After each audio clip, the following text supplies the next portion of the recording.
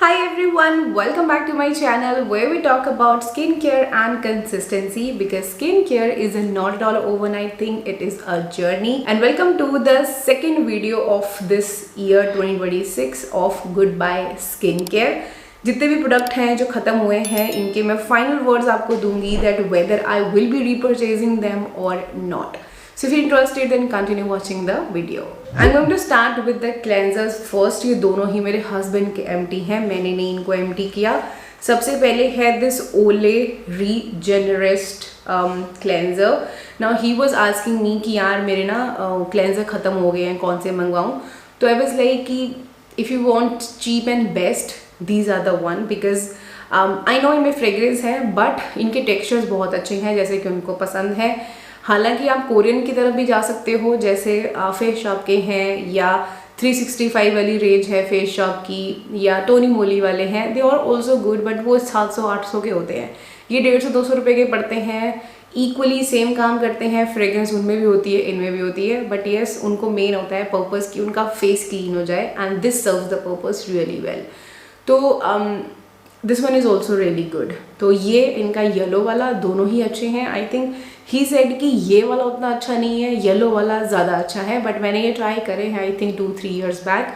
उस टाइम पे they were good. तो if you want to go for these either yellow और either this one you can because they are very basic cleanser. जितनी आपको need होती है उतना ही काम करते हैं बट हाँ एक्ने कंट्रोल नहीं करते हैं ये.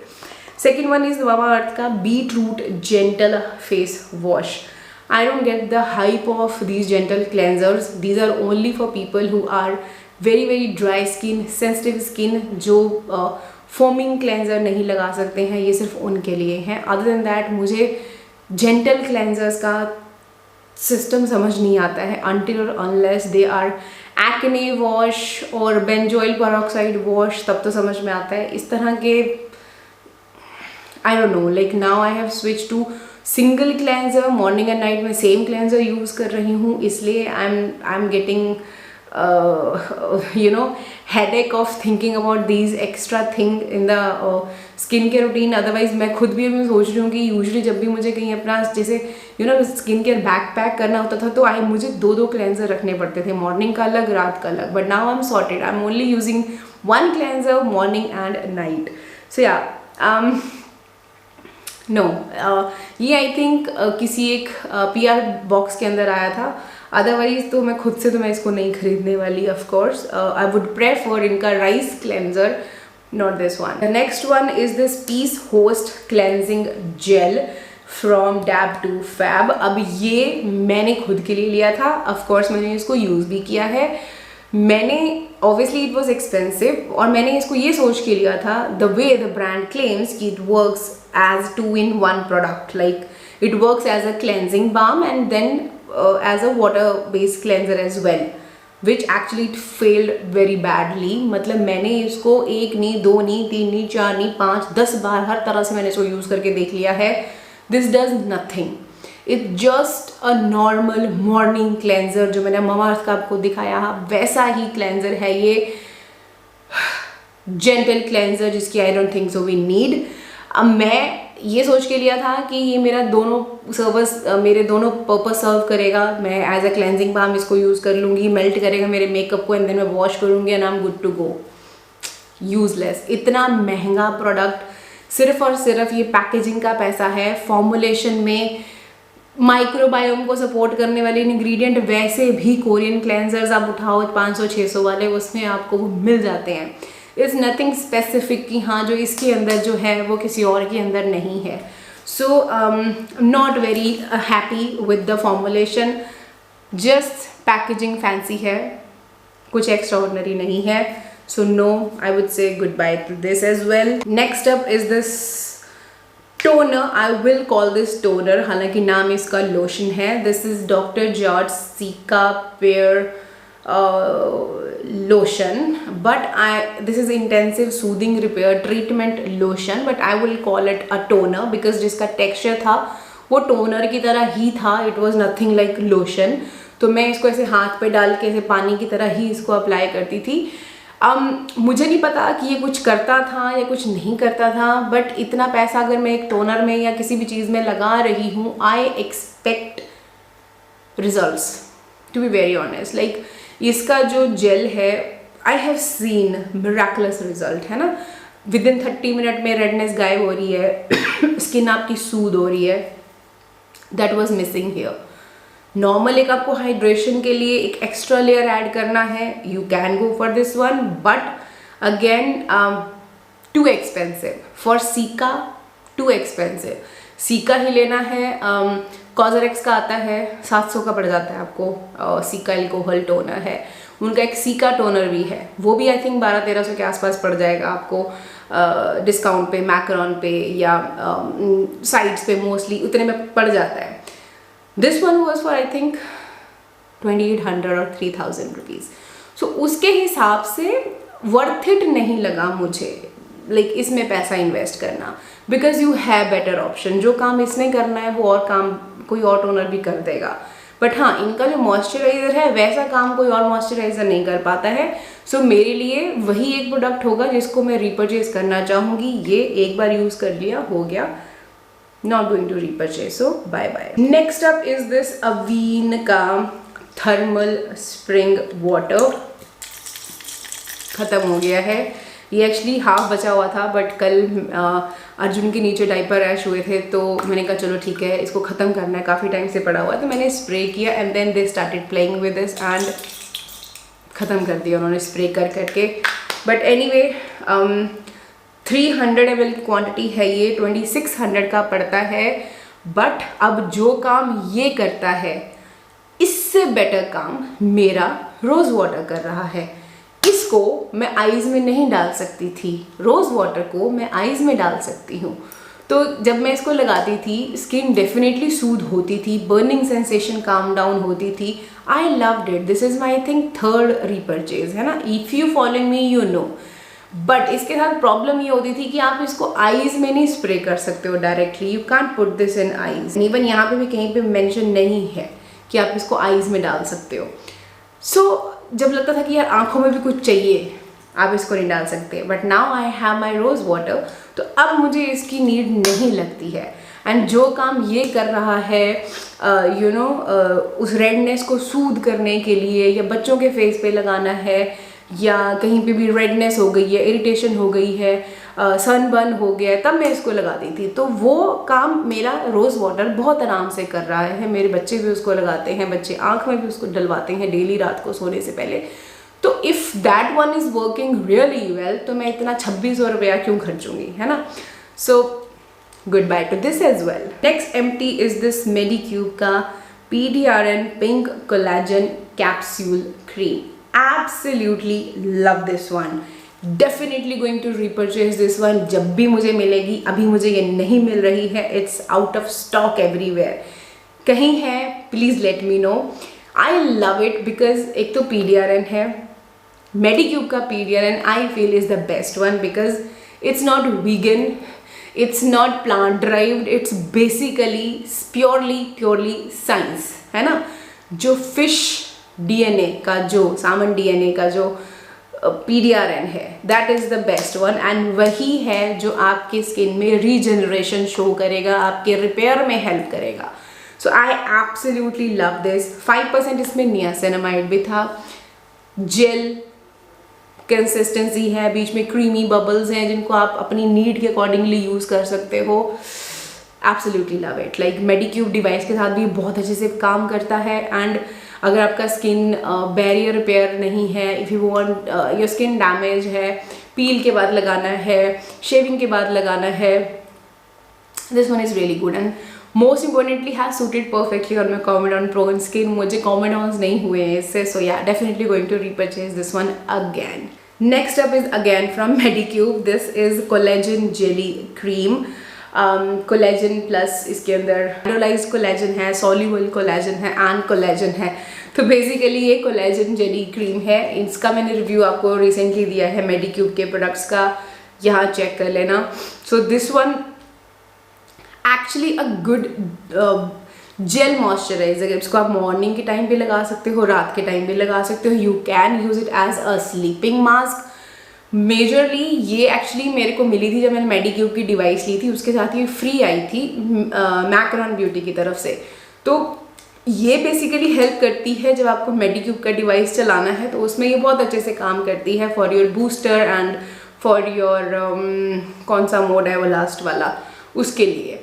तो इसलिए मैंने ये दोबारा रीपरचेज करी थी बिकॉज मुझे बहुत अच्छी लगी थी। बिकॉज विंटर्स के टाइम पे जब मैं इसको लगाती थी ना, एक अच्छी लेयर, उसके बाद ना फेस मेरा मॉर्निंग में ऐसे stretchy in the sense dryness नहीं, how can I explain that thing, tight, you know, tight feel होता था, टाइट फेस। तो ऐसा लगता था कि नहीं, something has done, like something has like कुछ तो ऐसी चीज़ है जो हुई है फेस पे, लाइक बेटर हुआ है कुछ। जैसे ये वाली ना स्किन टाइटनिंग वाली चीज़ मुझे एक बहुत पहले फील हुई थी विद बॉडी शॉप का जो रोज़ मास्क था, उससे बहुत अच्छी टाइटनिंग फील आई थी। वही सेम मुझे इससे आती थी।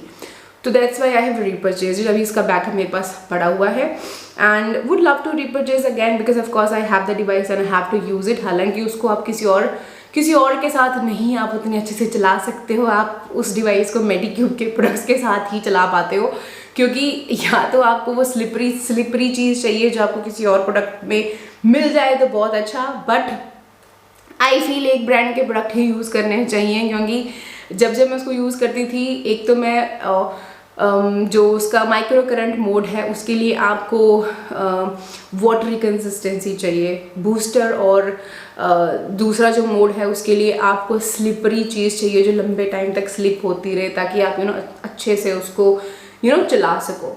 तो मेरे लिए तो मेडिक्यूब के प्रोडक्ट ही काम करते हैं उस डिवाइस के साथ। But yes, this one was also good one. अगर आप इसको normal as a gel moisturiser भी यूज़ करना चाहते हो, you can. It is a beautiful moisturiser और ऑफ कोर्स क्वांटिटी इतनी खासी है, मतलब कितनी है ये, 110 ml की क्वांटिटी है, ख़त्म ही नहीं होती है। अगर आप इसको एक नॉर्मल मॉइस्चराइजर की तरह लगाओगे तो बहुत जल्दी नहीं इसको ख़त्म कर पाओगे। So it's a good one. Next up we have few of the sunscreen. The very first ये हस्बैंड ने एम्प्टी करी है। दिस इज़ BOJ की राइस वाली सनस्क्रीन। ये सेकंड एम्प्टी है। इससे पहले मैं एक ख़त्म कर चुकी हूँ। ये आई थिंक मुझे नायका की तरफ से आई थी लास्ट ईयर। मेरे लिए थोड़ी हैवी होती थी, इसलिए मैंने ये अपने हस्बैंड को दी थी। इस बार भी I am not going to repurchase. I would prefer their blue one, जो ब्लू पैकेजिंग आई है एक्वा वाली, I would prefer that one. Is this dewy tree urban shade anti pollution sunscreen. मैंने रिसेंटली अपना ना स्किन केयर रूटीन शेयर किया था, उसमें पीपल वर आस्किंग कि इसका लिंक नहीं आपने दिया। दैट बिकॉज कि इसको मैंने स्किन बे से लिया था आई थिंक 2 साल पहले, तो अब ये मुझे वहाँ नहीं दिख रही है। आई थिंक या तो ये डिसकंटिन्यू हो गई है, यहाँ पे अभी अवेलेबल ये नहीं है।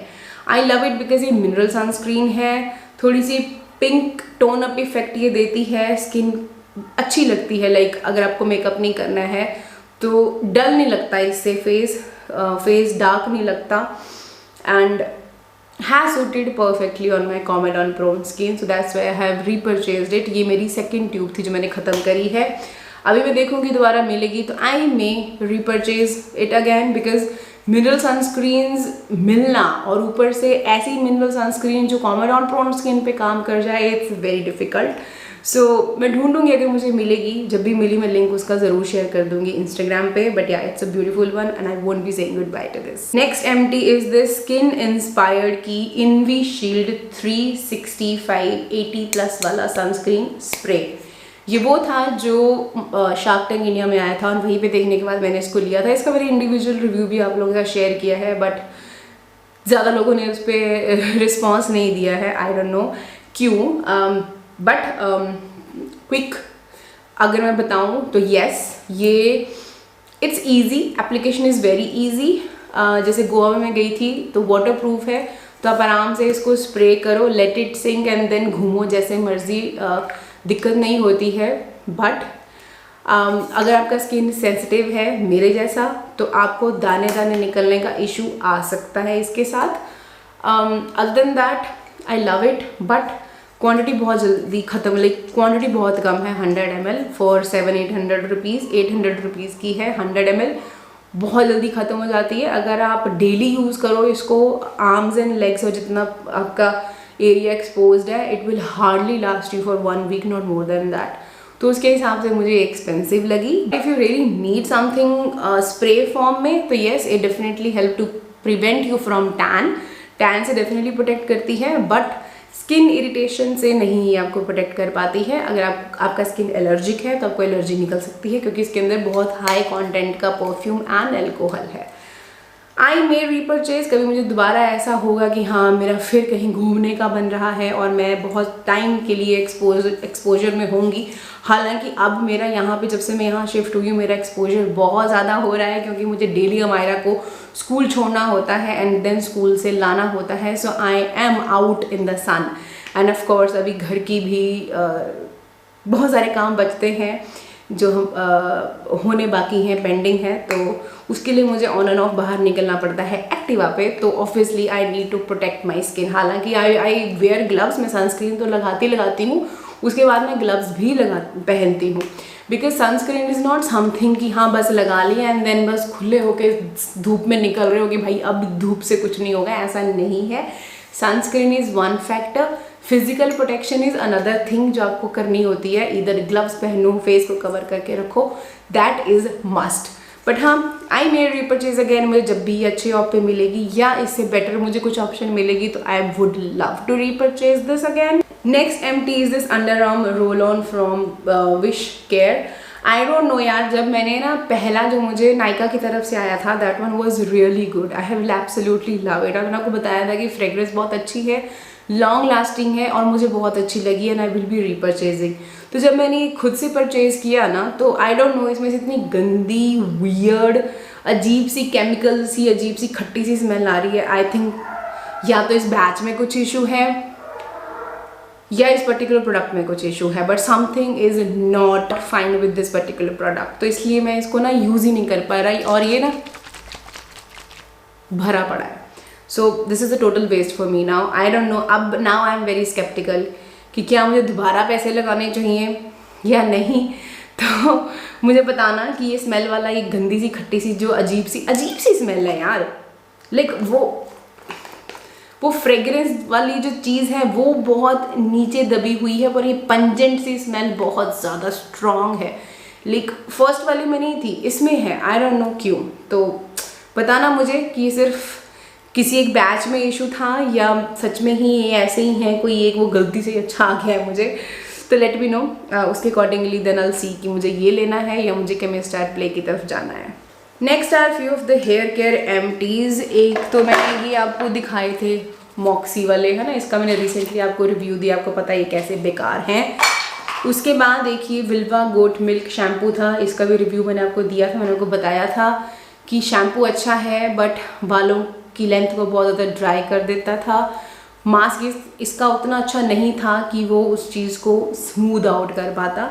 तो अगर शैम्पू की तरफ जाना है, you can go for this. ये मैंने अमायरा पे भी यूज़ की है, उस पर भी अच्छे से काम किया था। बच्चों में भी आप इसको यूज़ कर सकते हो, but I would prefer Dove shampoo over this for Amayra, क्योंकि थोड़े टाइम के बाद ना इसमें से अजीब सी खट्टी सी लैक्टिक एसिड, थोड़ा हाई कॉन्सेंट्रेशन, कुछ पंजेंट सी स्मेल इससे आनी शुरू हो गई थी। So not very happy with this one, so I am not going to be repurchasing this one.